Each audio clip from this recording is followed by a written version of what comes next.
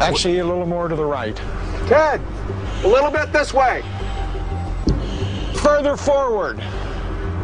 Okay. That's good. As best I can determine. Make a waypoint. Ted marks the GPS coordinates of where Colonel Halt said the UFO landed. That's good. Colonel Halt points out the location of the lighthouse. Right, there's a notch in the far tree line over there. It was about 30 degrees from where I saw the object to where the lighthouse was. That was my recollection. Okay, so if Jeff is the light source, is that good? Yeah. Take a waypoint. Okay, Ted, come on back here. We'll plug the GPS into the camera and we'll shoot from this waypoint. Was the object witnessed by more than 80 Air Force servicemen and the deputy base commander merely a beam of light, a UFO, or something else entirely? Is it possible that the beam from that light was what the troops in the forest saw? Science may hold the answer. And a new expert witness, never before interviewed, speaks out. The lighthouse is actually...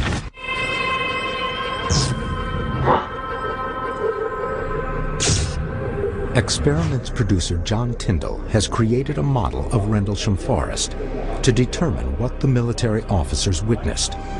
Was it a beam of light or a UFO?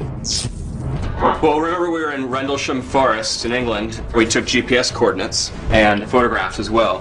This was the view from where Colonel Halt was standing that night. And with that and the photographs, we've been able to recreate to scale exactly what was happening there. And what we want to do is prove and or disprove two different points. The first point is, can a lighthouse 6 miles in the distance have any sort of effect on the face of that farmhouse? Second, can the UFO have an effect on the face of that building? What the colonel was saying was he was actually seeing reflections coming back from the windows. So in that miniature we put some little dental mirrors in there actually to aid us in doing the reflection.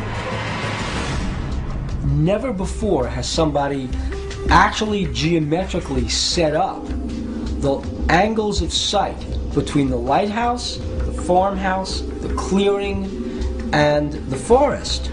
So where was Colonel Halt's line of sight now? Right over here. So this is the position where he was standing, and we've set this up as a line of sight so we can get the exact angle to the lighthouse or the windows in the house.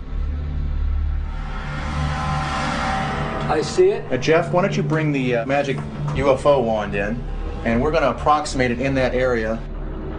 That position where Jeff has that light is where Colonel Halt said this UFO had landed. I can see the reflection in the window from his point of view, and what's interesting is that the lighthouse is a separate light entirely, not reflecting in the window.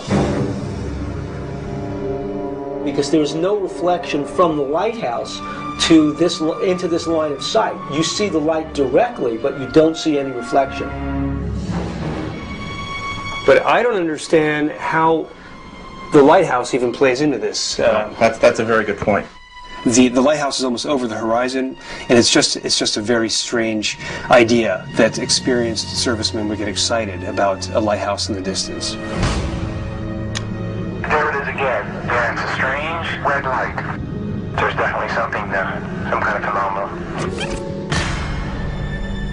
The second experiment was, where must there have been a light source in order to create a reflection off the windows of the house and into Colonel Halt's eyes? I'm seeing a reflection on the window from the object that's supposed to be the UFO. So a bright light reflecting off the UFO from that position would definitely make the house look that it was on fire, as if it were on fire. Right, that's what behind the window. Sort of like a pupil of an eye looking at you and winking. And the flash is so bright it almost burns your eye. I think it's safe to say that if there was a very bright light in the position that Colonel Halt observed there to be, the angle of reflection off of the house is just about optimal off those windows to get the brightest reflection back to the observation. I think basically we've just closed the door about Orford Ness being the source of the light that Charles Halt saw that night, whether it's a UFO, whether it's not a UFO, who knows what it is.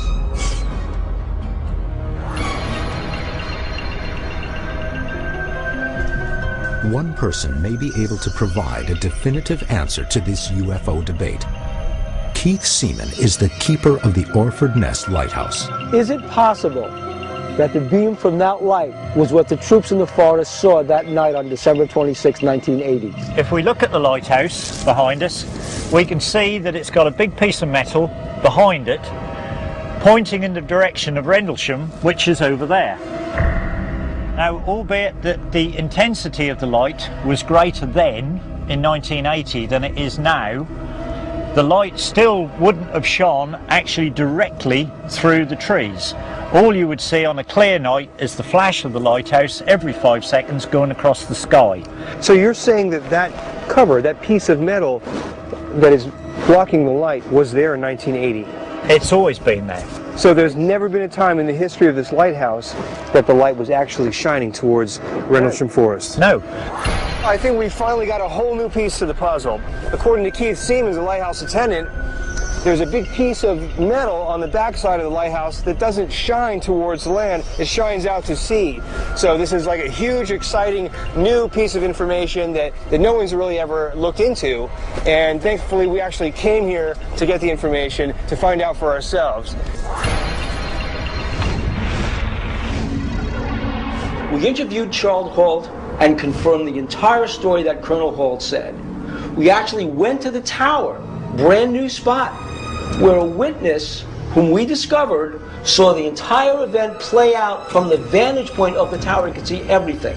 We've interviewed other witnesses, and every single story was credible. All these eyewitnesses have stood by their testimony for over 30 years now. And we've completely disproven this whole lighthouse theory. Yeah, but guys, it's not like just by disproving the lighthouse theory, we've proven the existence of UFOs. I mean, there still could be other explanations. You know, we know there are 2 top secret Air Force bases in the area. It could have been some sort of new top secret military aircraft or a drone or something. I just don't want to jump to the conclusion that it has to have been extraterrestrial UFO vehicles. True. I mean, what if it were some kind of drone, but maybe it wasn't ours? You know, that would explain all the disinformation around the topic, right? The government's denial that anything of significance happened there. And I would give you that without hesitation, except for one thing in my mind that still sticks.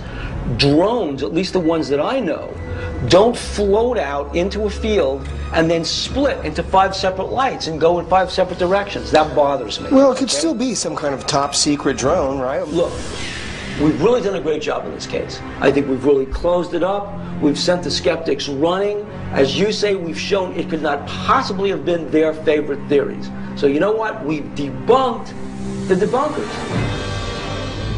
The Rendlesham Forest case differs from other reported sightings because of the number of witnesses, over 80 witnessed the takeoff, the level of their expertise, The deputy base commander is telling me that he had a UFO event, and the physical evidence left behind. We discovered radiation. But like most UFO cases, there may be an earthly explanation for the events of those 2 nights in 1980. Did the troops really encounter a UFO? Is it possible that nuclear bases are being monitored by something not of this world? I'm firmly convinced that what we saw was something out of the ordinary. The answer to why a UFO presence might persist here and elsewhere is as mysterious as the UFOs themselves. There's something very